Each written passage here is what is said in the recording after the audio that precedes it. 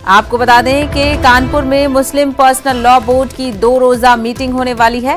Board के अहम ओहदों के लिए चुनाव भी किए जाएंगे।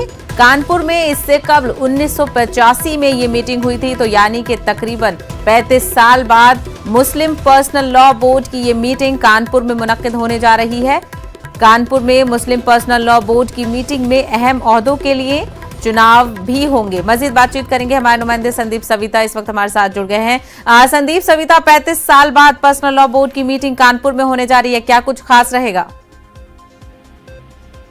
जी, जिस तरह से पहले मैं बता दूं कि ये मीटिंग 2 दिवसीय है, यानी कि आज और कल 2 दिन की ये मीटिंग है। जाजमऊ इलाके की डीटीएस मदरसे में ये मीटिंग मुनक्किद होगी और जिस तरह से यहाँ पर देश भर से तकरीबन 150 से ज्यादा जो मुस्लिम पर्सनल लॉ बोर्ड के सदस्य हैं वो यहाँ पर पहुंचेंगे और इस मीटिंग में जो 2 दिवसीय मीटिंग है, दूसरे दिन यानी कि कल यहाँ पर जो यहाँ पद हैं इस मुस्लिम पर्सनल लॉ बोर्ड में, जो अहम पद हैं उसके लिए चुनाव भी होने हैं, चयन भी होना है। तो वो जिस तरह से बहुत अहम माना जा रहा है, लेकिन अभी तक जो वहां से खबरें आई हैं कि मीडिया के लिए वहां पर कोई इंतजामात यानी कि उनको प्रवेश के लिए अभी तक अनुमति नहीं दी गई है।